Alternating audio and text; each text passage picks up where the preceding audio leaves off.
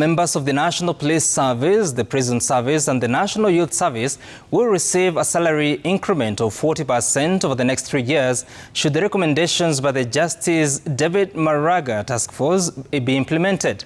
The task force also wants the three services to be incorporated into the yet-to-be-created disciplined and security services sector. President William Ruto has pledged to implement the recommendations that also seek to tackle the problem of corruption in the services. Brenda Wanga reports. The report to you. Thank you. The report outlined the weaknesses within the three services that are served to hinder officers from adequately providing services. Among those issues identified were underfunding, leadership and corruption. In the report, corruption has been cited quite frequently and described as systemic, endemic, entrenched, deeply embedded, and rampant. Clearly, we have a serious problem in there. It also became clear that the reform recommendations stand little chance of being implemented if the leadership issues are not addressed. Issues of remuneration and human resource management within the three services were also flagged as some of the problematic areas that needed resolving.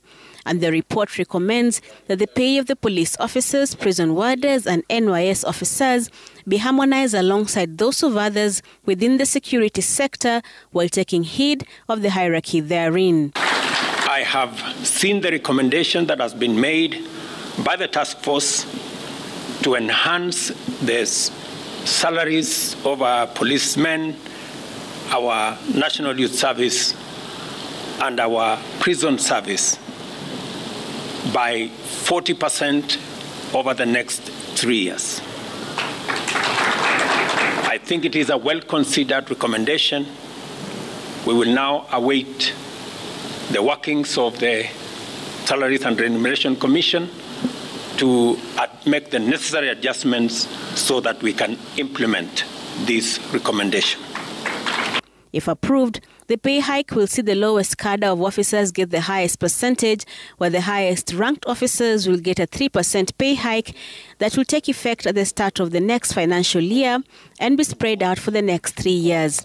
The task force is also recommending that all human resource functions within the three services, including payment of allowances, be fully digitized. At the same time, police officers, prison warders and NYS staffers will not be allowed to stay in the same county for over 3 years, while the terms and conditions of service for the officers is set to be improved both in terms of their welfare and their equipment.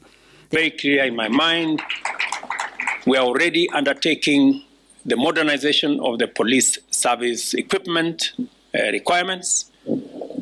Then it will be followed by the Kenyan Prison Service and the National Youth Service.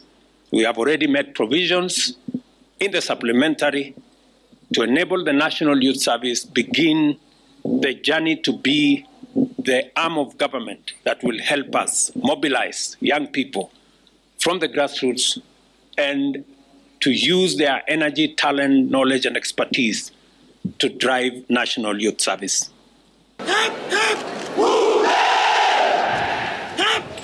The task force also seeks to address the touchy issue of the uniform for the officers through the formation of a National Uniforms Committee that will be tasked with approving the standards, the color and quality of uniform for use by each service.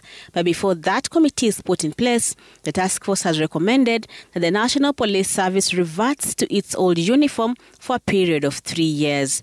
Brenda Wanga, Citizen TV.